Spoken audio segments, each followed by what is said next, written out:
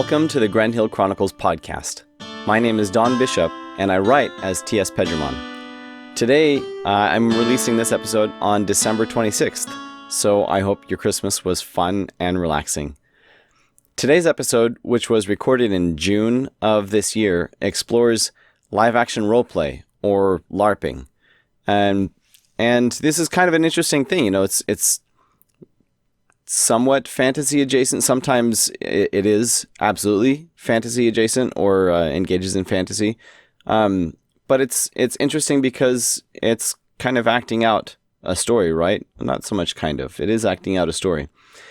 Now, I actually found a local LARPing group, and I went and actually I met them at a little Comic Con at a local library. But I went, brought my daughter, and I interviewed them. And my daughter took part in the activity. At the time, I was trying to crank out my book, Nightshade Unicorn Book 2, and so I didn't participate in the role play, in the games, but I went and I sat and worked on my book instead. But I did watch, and I grabbed some video that I'll share with you, and my daughter certainly enjoyed herself, and you'll see that. Now, I mentioned I find LARPing interesting. There's a great deal of creativity going on here. Each person comes up with their own individual character. Like they create this character. They'll invent a backstory, and they'll come up with a costume for it. They craft some of these weapons out of they do crafty things. It's pretty cool. Now they also there's actual story writing because they build backstories for the scenario that they're in. Like, this is what's been going on politically in this imaginary kingdom, and now we're going to have to go and fight these trolls or this other faction, whatever the case may be. So it's interesting. We'll get to hear some of that in today's episode. Now, I am releasing this episode months later than originally intended because, as I mentioned, I recorded these clips in June of this year, in 2024. And it was a bit of an editing challenge. So it took me a while to be able to get around to being organized enough and to put in the hours to put these things together in a way that would be a good presentation for you.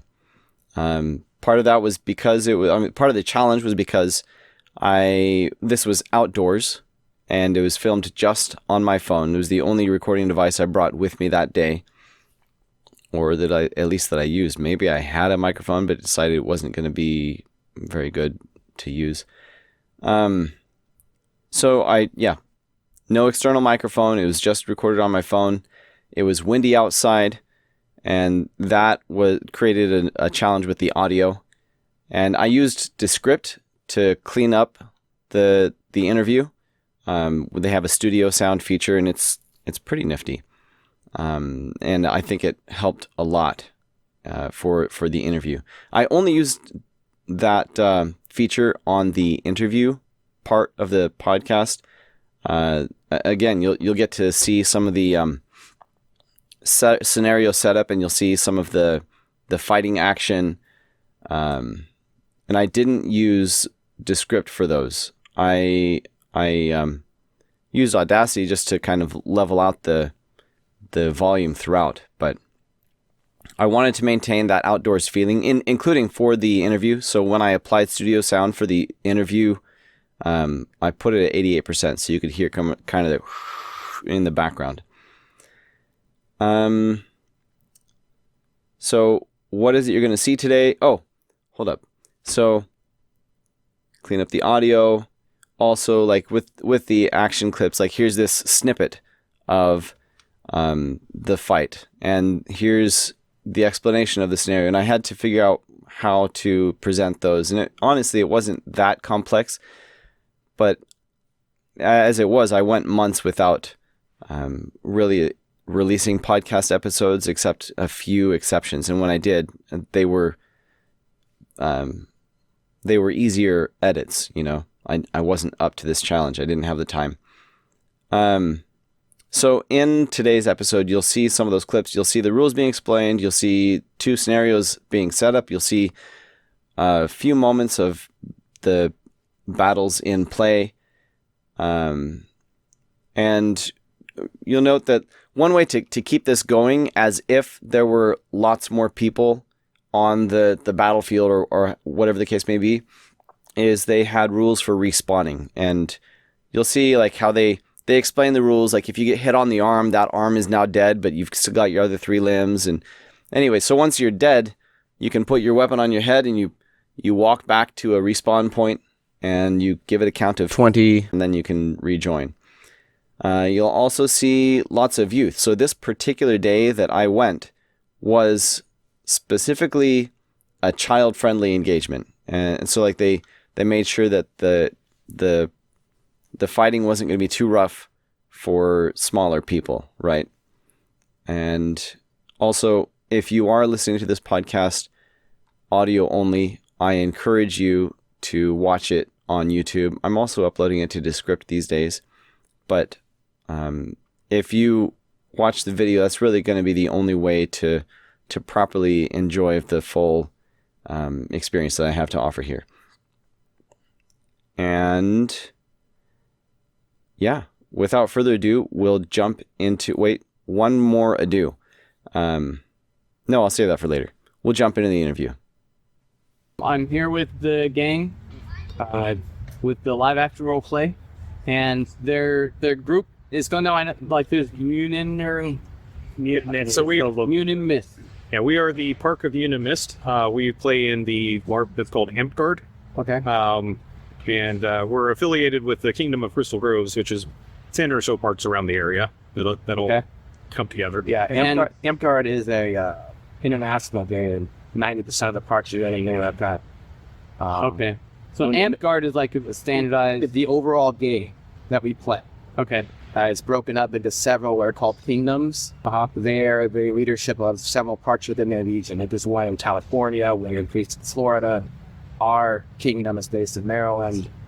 And each of these kingdoms have individual parts that are parts in Muninn Myst is the name of our specific individual part. Okay. Now, since internet land out there, my viewers, listeners aren't really well versed in what LARPing is.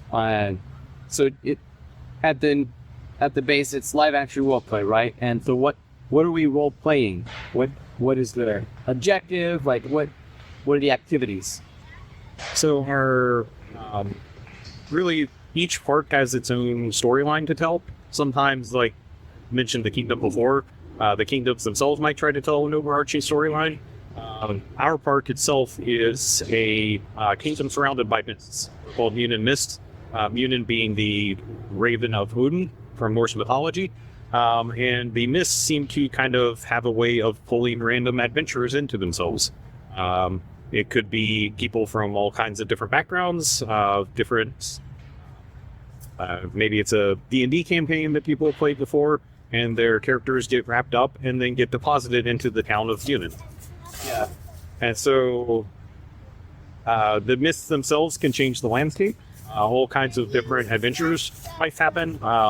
Recently, we've had a rival kingdom get deposited on our doorstep that decided they wanted to force us into gladiator-type sports with each other. Prior to that, we had a necromancer that was terrorizing our kingdom. Okay. So yeah, the game is based around each individual players come up with a fantasy-based character with a backstory and a name. In theory, it's supposed to be a character that could have existed prior to 1650. okay. But there's magic still. There's fantasy element. Fantasy element thrown in. You have magic and character classes similar to Dungeons and Dragons, or was that Baldur's Gate online? And one of the things that's really cool about the way they wrote up the backstory for this part is because of the mist, we can all have characters from different. Mine is based on Bronze Age Greek culture. We've had players that play Viking-style characters. A lot of groups in Amtgard, actually local groups, build around a scene. Like when I was in Pennsylvania, all the characters there in that park hall were based off the same scene. this story here is the way you can allow anybody to be basically innocent and still participate and not feel out of place. And with the Myst, because they can change the storyline, they can change the area of it, it really gives more leeway to the case of today. Jax had his adventure that he pulled in. Prior to that, I'd been running a number of the adventures, so really it opens up the door to any kinds of stories that the, for lack of a better term, Dungeon Master wants to see brought to life. So we get to know you. Like I know you're the monarch of the park. Yep. I'm not good with names. I know we have Jax, and these are your game names. Yeah, correct. And yeah, fielding him. Sorry, I'm not good with names. So yeah. My name is I go by Kex here at the park. That's actually short for Kagarian Lion's Fried. I am, as mentioned, the monarch of the park. With the Kagarian. That's my name. I am a Kagarian.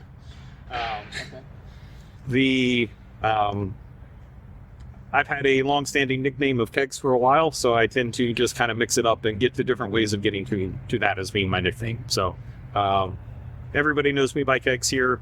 It's ironic because I'm one of the few people that probably doesn't drink in the park, but at any rate, my character is a person that has been brought from another world, dropped kind of into the land of Muninn, and has one of the kind of old timers of the park. So he's been around, seen a lot of things happen, and he's fiercely loyal. Likes to make sure that everybody is staying safe, but doesn't like people kind of trampling on his territory. Okay. So my game name is Gaius Oldlings.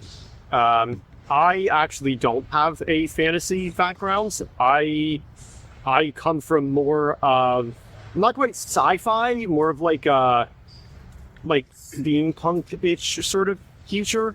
And so I'm living a sort of fish out of water world where I was used to all of this technology, and now I'm here, and the most advanced thing around is like a blacksmith, which is what occupation I've taken up because I know how to work with metal because that was my world.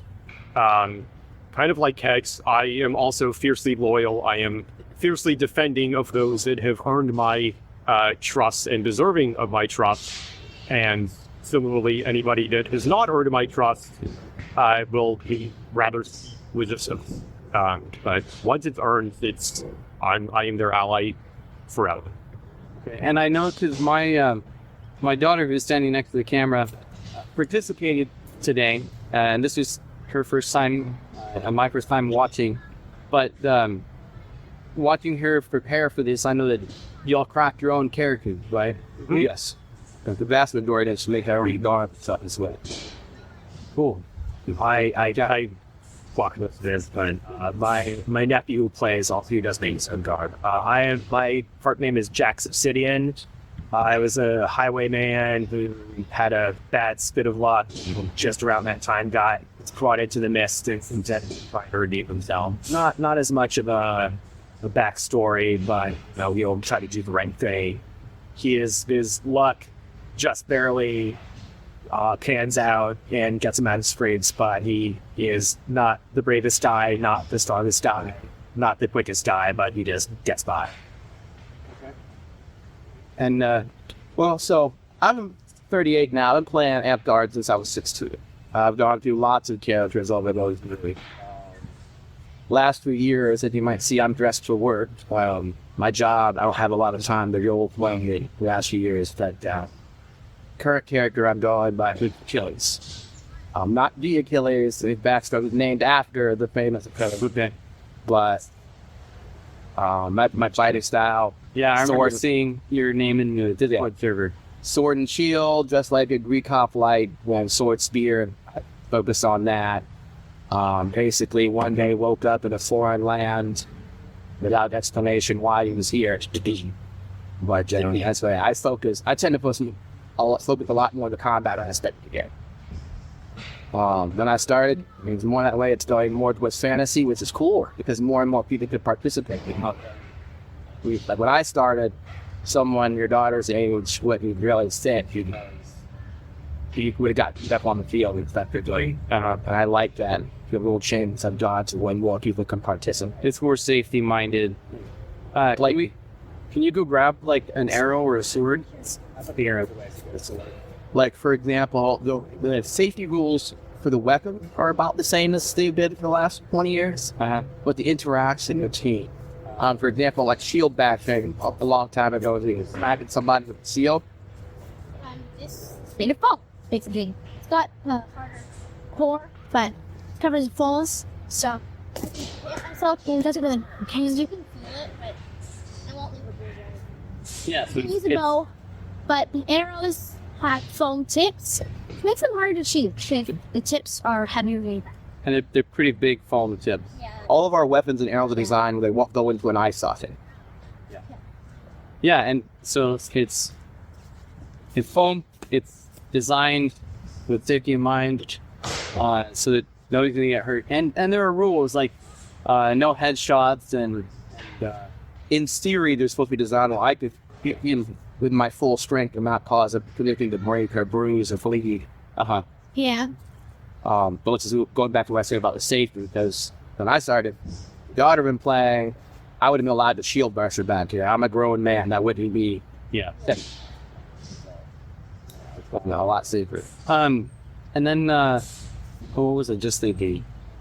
Well, and I'll for the listeners, you'll see a little bit of a safety brief, and like how it's because there were several people here for the first time today, and so I'll share some of that later in the podcast, and you'll see everyone in action later in the podcast.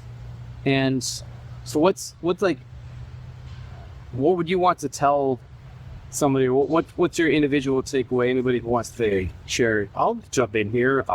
Just getting into it is something that you can come from anywhere. Your reasons for doing it can come from anywhere. So I think everybody's got a really interesting story.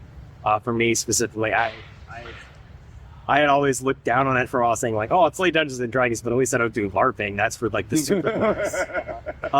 But then my nephew that we have custody of, we went to a Ren fair and got interested and said, "Isn't there a thing where you dress up like this and then you hit people with swords?" I said, "You need LARPing?" I said, "Yeah, I want to do that."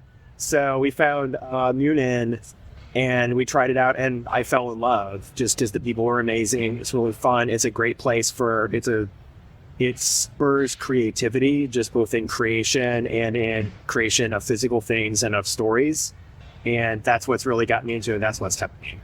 Yeah, and I really appreciated that point too. Like your comments on the creativity. While you were fighting your fight, doing the role play, I was sitting down trying to write my next story, but there's storytelling involved here, like and podcast. You'll see that later on as well. That we this kind of a situation brief, like this is where we are, what's been going on. This is the fight that we're fighting. So I really like that. Like you could. It's format, it's how you're consuming the story. You came up with the scenario, you told everyone what the scenario was, and then the story played out. And it's not like better or worse than writing it out and you're figuring it online or as a physical book. It's just different. It's just a different way of telling the story. And participate. So, what got me started and what kept me going, it's fantasy escapism, which, most of the species likes to do to escape from the hard to move reality. It's team sports, it's physical fitness, it's fitting in with people that I have similar social, similar interest in, all at the same time. I used to play D&D all the time, some other role-playing games. I could do that and without the same time. And Amtgard has so much more than just that too. Fighting tournaments. We have, like today, fighting that goes along with the story. Some days it's just individual practice fighting. Some groups we have dart contests. We make this stuff and get awards. There's awards for fighting. Some groups even have like brewing and cooking contests to make period accurate stuff and get awards for that as well. There's an internal award system for helping up. But a lot of games give awards for being a good fighter or a good role player. We also give awards for teaching others, helping the community, things like that as well. And so you could have no fighting skill whatsoever, still come participate and be a full participant. I want to do this because I'm getting to the age where all the other kids in my age don't want to like pretend with me and they think I'm a nerd if I do it. And so younger kids are scared of me. So put that together, I have no one to play with. It's just a lot of people would like to pretend. Yeah. And so you love to pretend. when I come here, nobody's like criticizing me for doing it, and have fun, and no one's scared to laugh. You'd be surprised. Talk to the Amtgard all across this country. I guess I've had to say the story at her age, right? No, does each chapter or part have its own rules, or just kind of develops its own culture as far as we are including magic or the scenarios that we set up? So the rule book is standardized across the whole of Amtgard. So there can be slight changes or local rules. Those are usually more for safety purposes. But the rule book itself is standardized.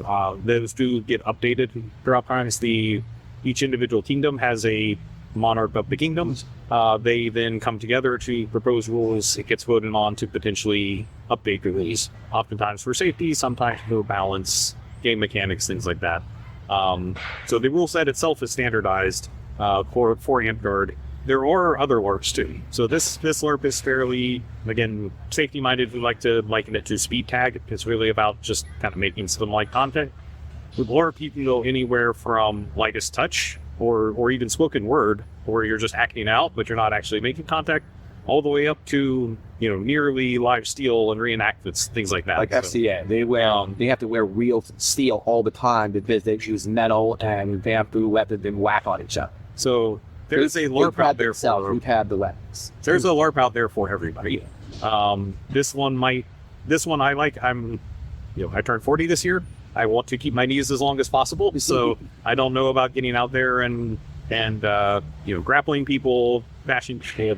But I like to come out here and after a long week of work, swing some swords, get some stress out, and and also have an outlet for creativity and everything else. But the roughness level is somewhat variable, right? So today, I watched the kid-friendly. Yep. I watched a kid-friendly lot. There were kids here and they were playing along. Yeah, but we were careful. For example, next week you have a tournament. Fighters from all across the region are going to be. You're probably going to see a higher level of skill in the combat and more aggressive. Two grown men going at each other, trying to win in a fight for potential awards, and it's different than just having casual fun on the field. For a long time, for example, Amtgard didn't allow people over 14 hitting you. And then they decided that each local champion, that's the person responsible for safety, gets to make that decision. Monarch, what is? Oh, Monarch there? The Monarch is the authority. Oh, but champion needs to be one responsible for all safety. They are, but the Monarchs. Okay. Well, but my point. At any rate. Yeah. Well, my point is that some parks, they go so hard in their fighting that having kids around the best option. And some parks are majority kids. I've even seen that a couple of times. So, like you said, the rules are the same basically everywhere. How safety and the social aspect was different at every. It's really up to the local group what they want to see out of it. That's also true of the role play itself. So some parks are all about the physical combat and don't actually have any real role play involved. Other parts, we do once a month our quest day to actually promote the storyline and work towards it. You can have other parts that might do role play every single time they come out. It's really up to the part themselves as to where they want to go with it. The rules give you a baseline. This is what you need to be safe. Particularly when you involve, again, people you're really 14, it's really up to kind of the maturity of the kids and how comfortable both the leadership of the park as well as the parents feel about it. But you can absolutely foster a culture of inclusion and make it such that you can have it safe and include kids of all ages to really participate and get them enjoying the fighting and all the other aspects of it. You get both fans. You know, parts where the one's smart, they look at you weird. Parts where with when role playing, they look at you weird, and everything in between. Yeah, right in the middle. I'll just jump in the second time I think case. I'll make it to I also like the fact that because usually I'm really if someone's coming out with a don't have to back up, they feel like an effort in combat without. Well, I appreciate the chat. And where would people go if they want to participate in their local area? So there is, if you search Amtgard.com, so AMT, M as in Mary, T as in Tom, Guard, GARD, and then Atlas, ATLKS. There is a map that they have that will show you where all the parks are. Some of the parks may get debunked on there.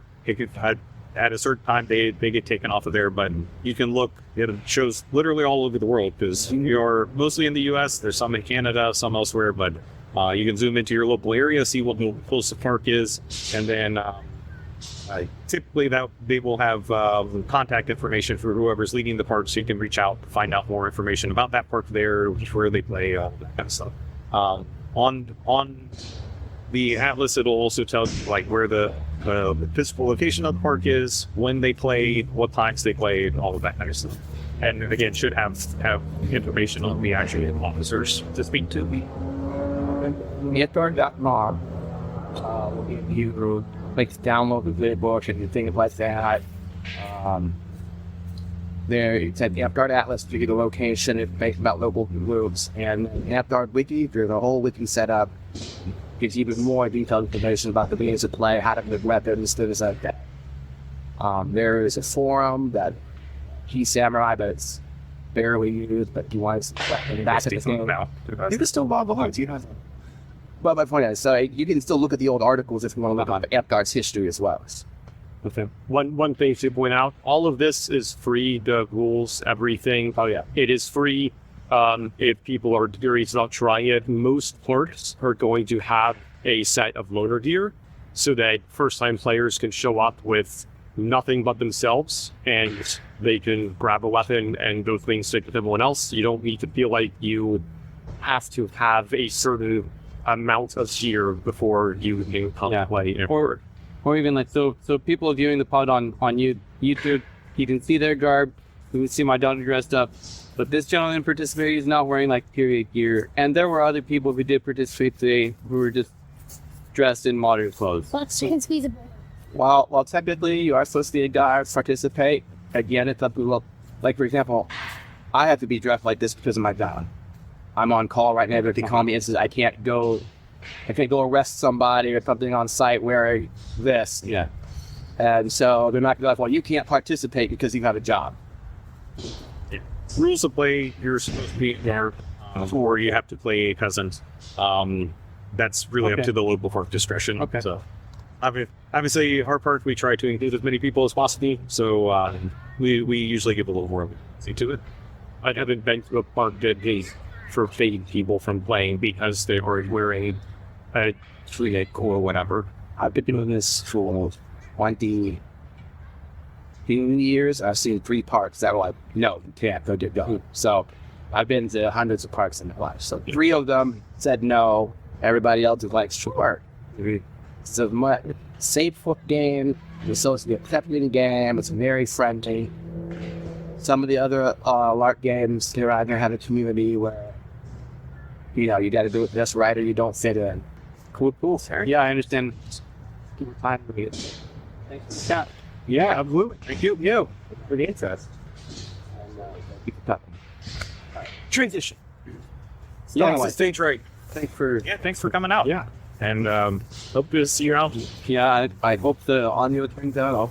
We'll see you guys know. Sure. All right. If it doesn't, we can try to do something more formal in it. Something. So now I'm going to provide you the video clips of the rules, the scenario setup, and the battle action for 2 rounds of play. And now, so this guy, Jax, who was part of the interview you just heard, wrote these 2 scenarios, which are pretty imaginative, and I think they really engage the kids. I'm not going to include the full rules explanation, neither the full battles, but just enough to give you an idea of the experience of being there and seeing what it's like. Now, I will share these clips now. They'll last about half an hour. That'll wrap up the podcast for today. I'm not going to come back on. If you would like to find out more about LARPing with Amtgard, just follow the links in the show notes, and you can go to amtgard.com. That's AMTGARD.com to read about the worldwide network of parks and kingdoms, or you can go to Muninn Myst specifically, again, following these links. You can also reach out to muninnmyst@gmail.com. That's MUNINNMYST@gmail.com for more information about how they run their chapter. And one final thing, two final things. Remember that this is provided by or supported by my books, the Nightshade Unicorn Saga, which you can find on Amazon or on my own website, grandhill.media. Also, I need to remind you that the ebook is currently discounted until the end of the year, and you can get an additional 25% off of anything on my direct sales website, grandhill.media, which is a little ugly, but it works, and there's no middleman there. Just use code ENDOFYEAR to get a 25% discount off of your entire purchase. So you can also get it signed. You just put that in the notes for your order. And yeah. So then one more. If you enjoy the show, if you enjoy the podcast, be sure to subscribe and tell your friends, because it helps more people find out about the show so they can enjoy it too. Now, please enjoy the storytelling craft from Jax that went into setting up the scenarios, and enjoy this beautiful day in June that we had to go out there. There was sunshine, but we had the shade of trees. It was really a very nice day. A little on the warm side, but it was a very nice day. One final editing note. During the second battle scene play that you get to see here, I have had to replace the audio during a section because there was background music, and YouTube was picking up on copyrighted content. So, we understand there are copyright laws, and to avoid trouble, I've had to replace that audio in that section. And since I'm releasing this on December 26th, Merry Christmas yesterday, Happy New Year, and I'll see you next time on the Grandhill Chronicles podcast. A couple other notes on wounds. So, for wounds, similar to hand-on weapon, there is also a rule that's called foot on ground. So if your foot is on the ground, you get hit below the ankle, this is considered hitting the ground. So you won't take a wound by getting hit here. If you get hit above the ankle though, this is leg, and now your leg is wounded. If it's right on the ankle, if it's coming over the ankle at all, then it would be onto your. It has to make a percussive sound, so you have to hit that. You have to hear that pop for it to count. If they slash and it doesn't actually, it just kind of flicks through and doesn't actually stop or deflect, it does not count as a hit. Similarly, if you go to swing and then it just brushes through, same thing. This is the curse of the ivory dagger. So recently, a month ago, you might have remembered if you were here before, so the kingdom of Krail came into Muninn. And yeah, Krail, we don't like them. We wound up deposing the king and taking care of that, and peace was back in Muninn again.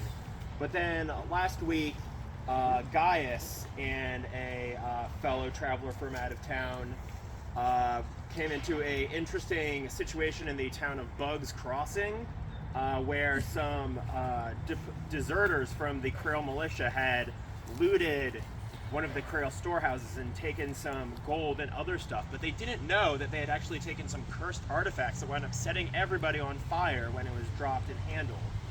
So Gaius and Hayabusa wound up taking care of that situation, but the people from Krail told them that another bit larger group of deserters, led by I don't remember what his name, led by Admiral.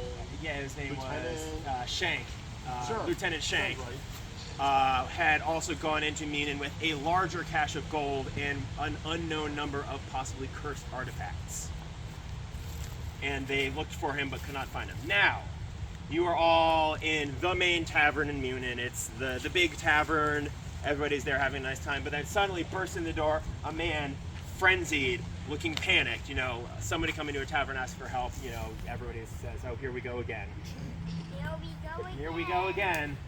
But yes, like in Captain Underpants. But unlike in Captain Underpants, this man looks like he is terrified for his own life. And he comes in and he looks for you and he says, "Somebody please help me. My village is in trouble." Anybody? And we're now role playing here. What's the problem? What's the problem? Yeah. How many people do we need to send this time? Yeah. Everybody. Okay, So 3 armies it is. my village of Elms Grove.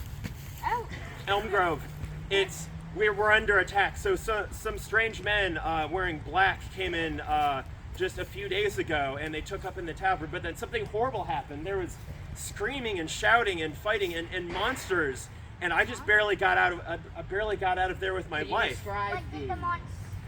I didn't get a good look at them. I just saw something large and white, and it grabbed somebody and hurled them to the ground. And they were taking people out of their homes. And say this, I take notes. Yes, I barely got out of there. I don't really know what's going on, but we can't. Whatever's going on, these are my family. These are my friends. Will anybody please help me? I don't want to tell you bad news. I don't want to tell you bad news, but they're probably all dead by now. Yeah.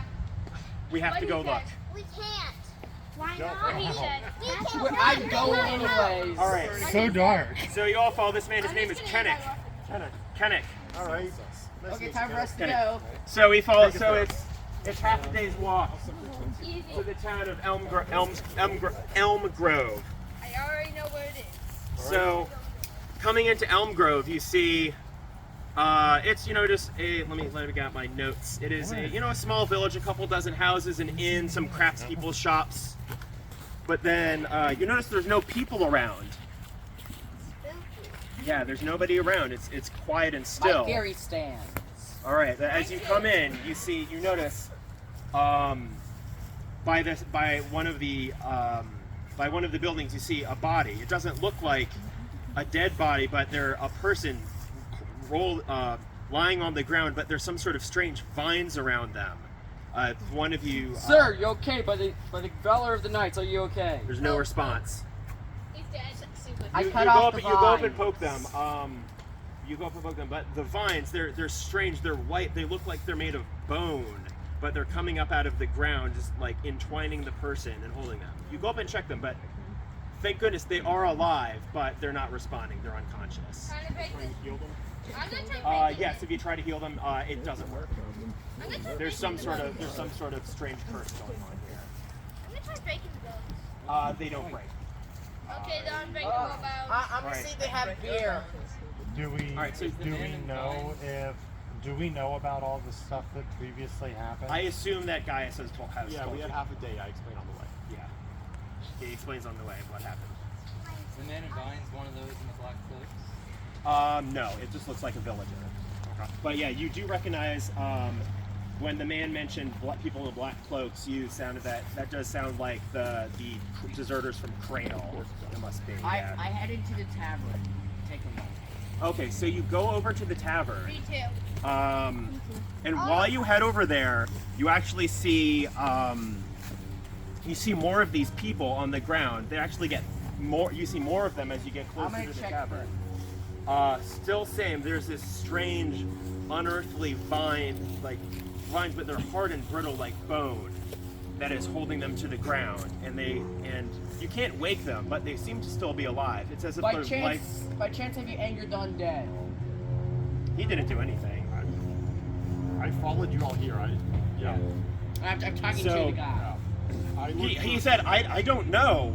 All I know is that these new people came into town with black cloaks. It looked like they were from Krail or something. And they were shouting and cheering like then talking about how rich they were. And then they got a room in the inn, and then things just went south from there. So I'm gonna check out the inn. Okay, so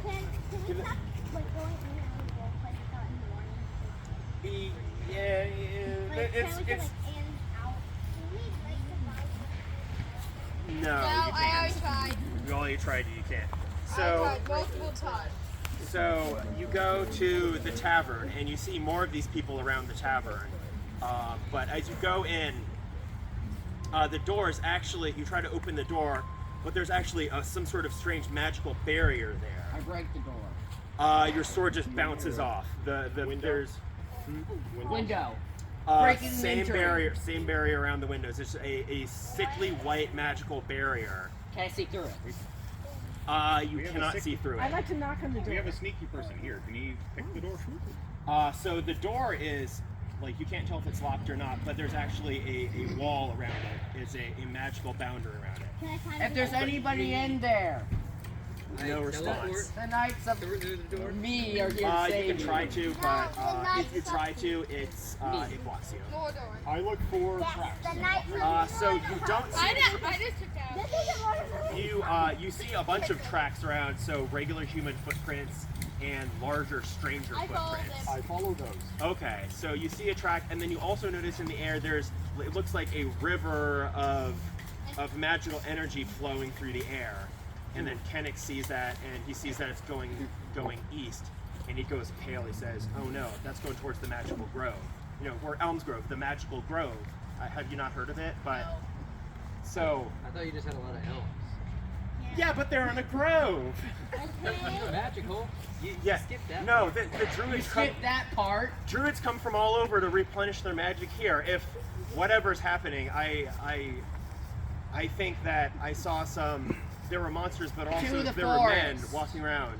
Yes, so let's go to the forest. I'll it go looks first. like whatever is keeping this tavern locked down is happening in the forest. I'm gonna Alright, go. so I'm gonna let's go go. first. Let's go to the forest. I'm gonna head there first. Perhaps you have heard of it. Why? We gotta stick together. No. This is how I always go to No, I'm a brave knight. I can fight off 3 of them. Maybe.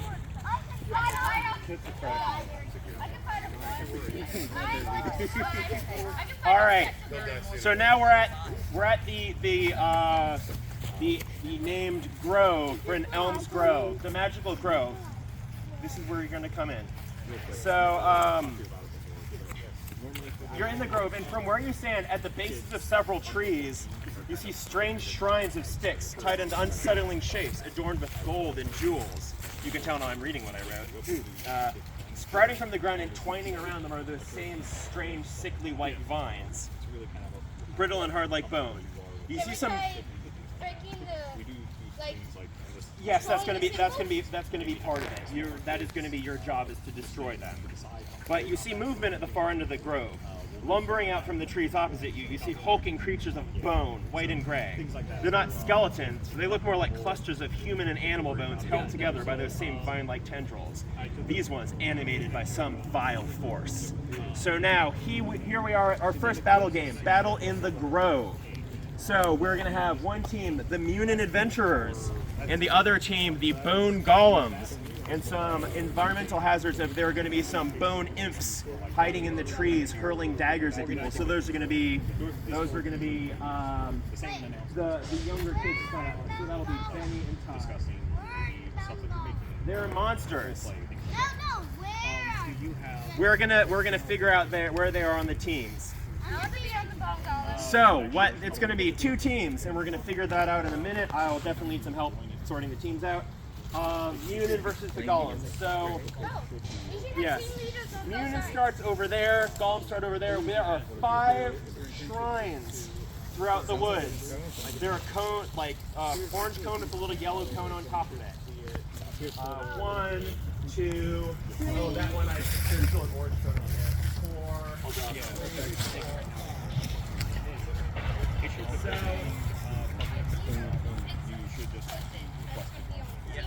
Yes, I will tell you in a minute. So the rules are, so this is going to be a militia game. We're not doing classes to start with just because there are a lot of new players and we're just going to get into the combat of it without worrying about magic abilities and classes. So it's militia, so you can use throwing items. Yes, you can use the spear if you want to, or the javelin. So let's see. We'll explain the rules in a second. Cakes, it'll be Muninn versus the monsters. It will be, the monsters are a little powerful. They've got the bone golems. They have 2 points of natural armor. What that means is regardless of the armor that you're wearing, you've got 2 points on each arm, 2 points on each leg, and 2 points on your torso. So that means if you get hit once, you say point, 1 left. And if you hit again, say point, 0 left. And if you hit again, then you say dead. And then you go back to your sport. Yeah, you go back to your sport. Or arm or leg. Second. I got the whole bucket. Or unless you bubble with it, easier. The bubble is like, if I get here, 1 bubble's off. If I get here, my second bubble's off. Yeah, I don't. It's entirely there. Yeah, let's do sectional. Sectional is more powerful. It's more to keep track of. Let's just do bubble armor then. Okay, 1. I'm at 1. I'm at 0. I'm dead. So bubble armor. 2 points bubble armor. Let's see. Let me look at my thing of actual things. So I said 20 minutes. We'll get teams in a second. So the golems, 2 points natural bubble armor. They're immune to command, immune to death. That doesn't matter since we're not doing classes. They're strong. All melee is armor breaking and shield crushing. So if people are wearing armor, if you get hit with the armor, if you have less than 3 points, which is probably going to be everybody because he's the only one that has more typically, it goes from any points left down to 0. So it immediately goes away. For shield crushing, if anybody that has a shield, you get hit 3 times in the shield. 1 time, 2 times, the 3rd time, the shield is now broken. So now gets hit in that shield again, it would go through to his arm or whatever's back. All right, and they also get, yes. So, if you want, we can have them as the leaders of each team. We're not doing leaders. Or you guys can choose your own leaders. And they also have. How would I do? They also have terror twice per refresh. I think we'll have 1 refresh for the game. Do you think that makes sense? Because I think it's a little much once per life. How long have you been? Yeah, so it's death makes thee terrified, death makes thee terrified, death makes thee terrified. Or I'll say, Maislin, death makes thee terrified, death makes thee terrified, death makes thee terrified. And then she has to stay 50 feet away from me for 30 seconds. So that is good for if you're defending a spot. So in terms of, we've got bone imps in the tree. So we've got this little roped off section over here. You can go through it, no battles in there, please. These are the treetops where the bone imps are going to be. So Ty and Benny. Yeah, if we can just grab that whole thing. So they are going to be in here chucking balls at you. These are going to be just regular projectiles. So if it hits you on the arm, that's a wound. If it hits you on the torso, you're dead. And they cannot be targeted, they cannot be damaged, they cannot be killed. So they're little kids, stay away from them. What is Neo in there? You can walk through there, just don't get into a battle in the middle there. Yes, they can hit you if you're in there. Can projectiles go through it? Huh? Can projectiles go through the area? Yes, the area is just like, that's the treetops that they're in. So this is not a physical area. I wasn't sure if you wanted people throwing through it. Oh yeah, What side are they on? yeah, they're on the golem side. They're trying to kill the Muninn people. All right, so 5 shrines, 20 minutes. Let's see, don't attack the children. Other than teams, are there any major rules that I'm missing? What's the respawn? Oh, respawn count. Okay, so for destroying one of these, you have to count to is a 15 count. With an open hand, you can't be holding a weapon. Destroying 1, destroying 2, destroying 3, up to 15. And once it's destroyed, it stays destroyed, and you just take this and flip it off to the side. If killed, somebody must start anew. Yes, if killed, someone must start anew. Death count is 20, so that means 20 on death, you start counting to 20, and you respawn back at your spawn.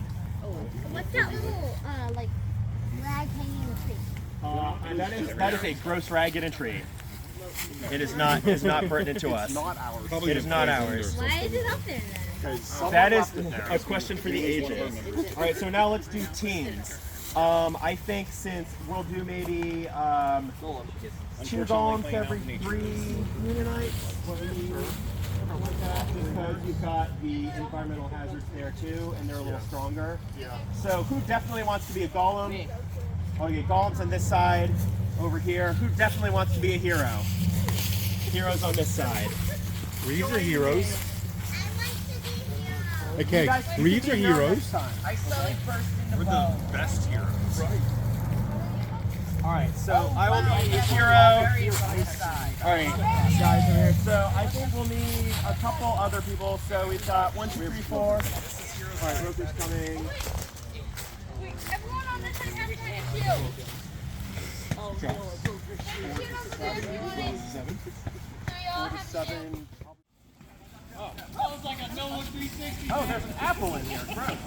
Gross. Good job!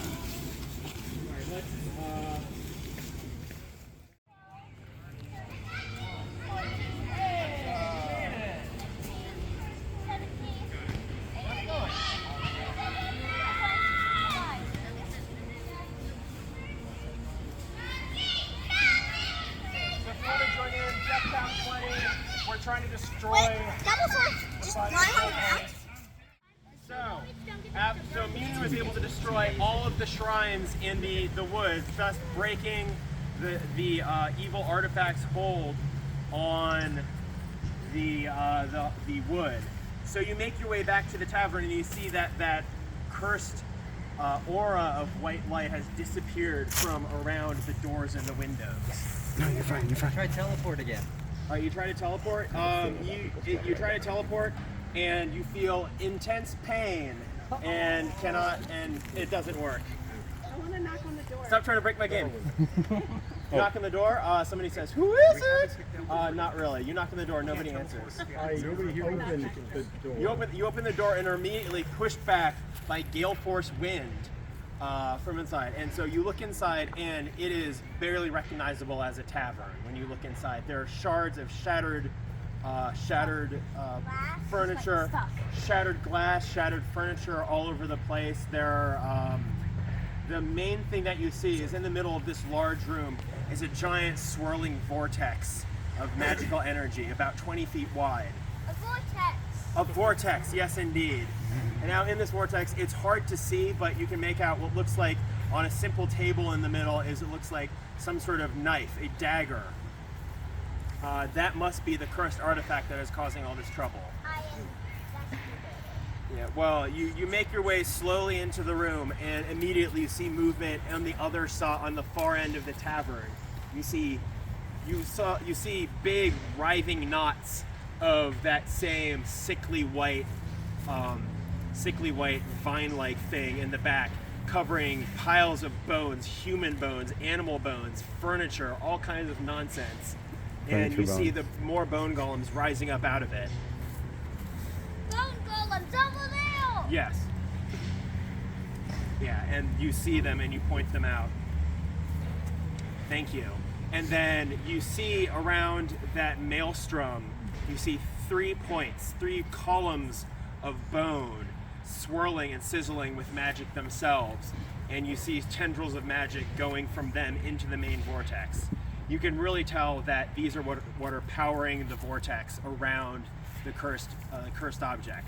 So you figure if you can destroy those, then you'll get rid of the maelstrom and you can go and finally destroy the ivory dagger that is bringing the curse to this town.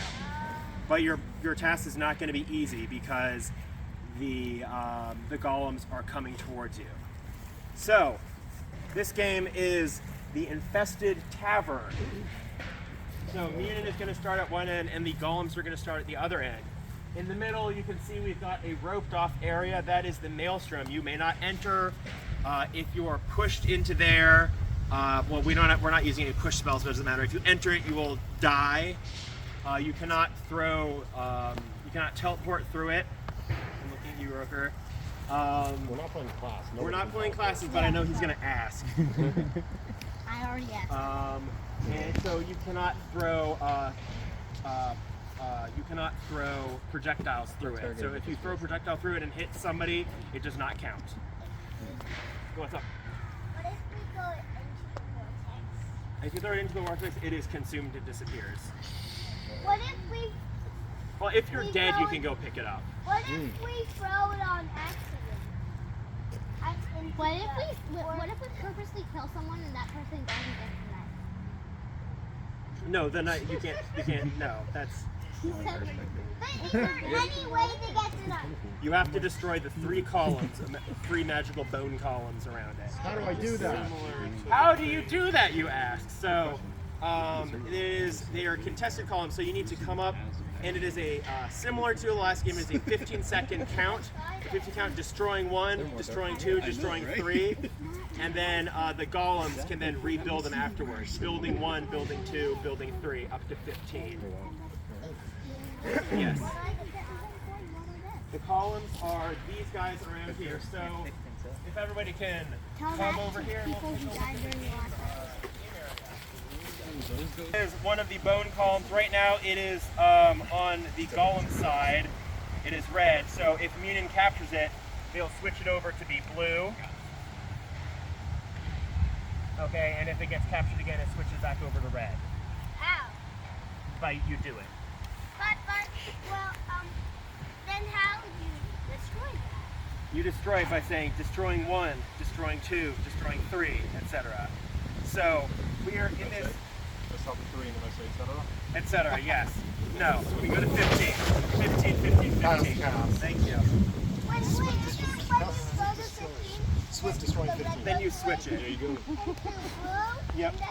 and then goes back to red, and then Now we can tell Yeah. what's going So on. if they all get to be blue, then the magical barrier will fall, and somebody can go in and destroy the dagger. Okay? Yes, you should go in. Someone can destroy the dagger once the magical. I will call hold, and the magical barrier falls, and someone goes in and destroys the dagger. But what if they rebuild it while we're You're already in there. Don't worry about it. Yes, you can get your weapon. I don't have a weapon. All right. So anybody who wants, do all these little ones want to be playing? So we can also have the option to have the little ones again be turrets in the middle throwing stuff out, but that's up to you. Do you want to go around with a sword? Well, I think you have to leave. Yeah. What did you say? Muninn, are you ready? Let's get a battle cry. Muninn, are you ready? Yeah! Monsters, are you ready? 3, 2, 1, lay on!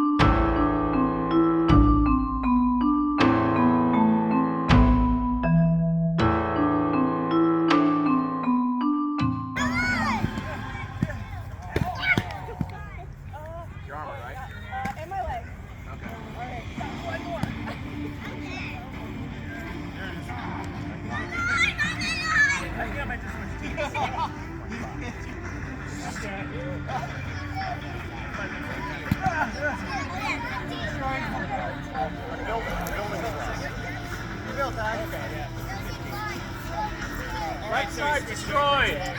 Oh, they've taken all points. You're on 13. I know. That way. I'll take it. With a building, One. One point left.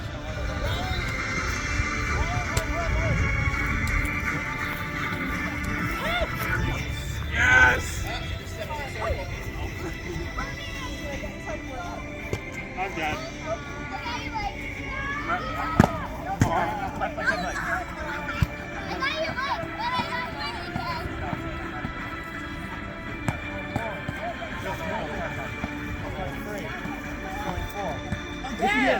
No, you got me here. Okay, good. Building 2. Building 3. Building 4.